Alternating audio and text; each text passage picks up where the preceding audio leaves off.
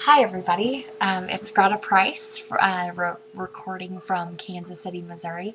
Um, so, what is social media? What does it mean? What are the implications of social media in education? And what are we looking for when we reach out to social media? So, a couple of things I want you to think about. I want you to think about going to a party. And I want you to think about the last party that you went to. Were there people there that you knew? Were there people there that you didn't know? Of the people that you didn't know, how many of them were friends of friends? Did you friend them after you were there? Just some things to think about. Social media really functions a lot like a party. You make small talk and conversations. Sometimes we have little micro blogs that we engage in where we uh, behave in witty banter and that kind of thing. Um, all those different things are important to think about when you're thinking about utilizing a tool like social media for education. So, what is the value? Why is it valuable to use social media?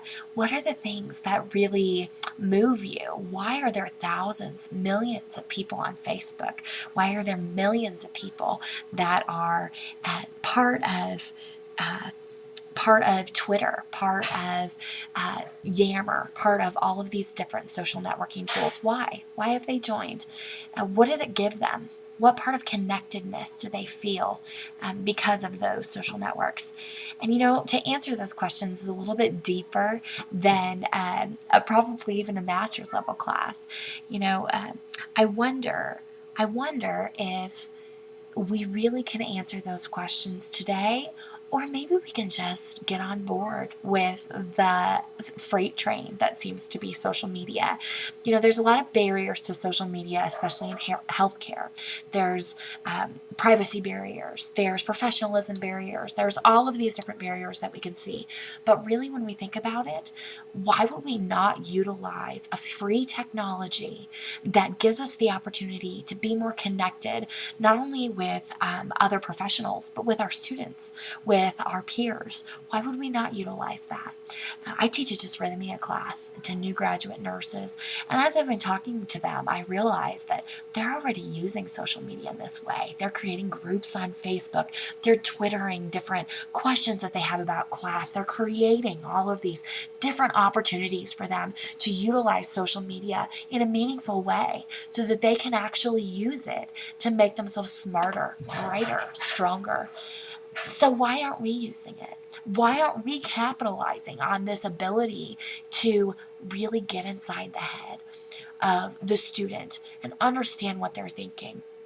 Part of what we're looking at is reflective practice, is that opportunity, just like we did in nursing school, to journal, to talk, to explain our feelings, to reflect back over our day, and to really figure out whether or not we were a successful nurse today. Did we get done what we needed to get done?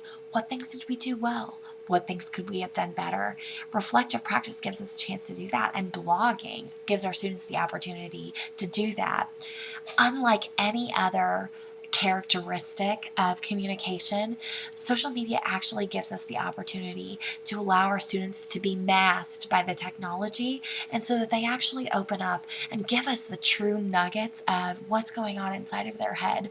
So much of the time, we really don't understand where our students are at or what they're really needing from us. But technology gives us the opportunity to like what they are thinking, to share, to reflect with them, to reply, comment on their thought process and their growth as an individual.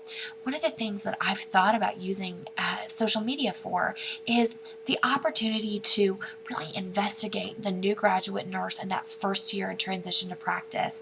What a great way for the preceptor, the educator, the clinical nurse specialist, the manager to really be able to dive in to that new graduate nurse's head and figure out what truly is going on. Where is their clinical reasoning? thing? What's their clinical judgment like at this point in their career? How is their critical thinking? Are they really truly understanding a certain physiological state? Or could we dive deeper? Are they bored? Are they overwhelmed? Where are they at psychologically in the process? What are their knowledge, skills, and attitudes that they still need to develop? These are all questions that could be answered by social networking. We really can't be afraid of social networking or social media anymore. We can't afford to, because social media is going to take off with us or without us. So we really need to get on board and figure out what we can do to capitalize on social media in the classroom. Thank you so much, and I can't wait to talk to you more.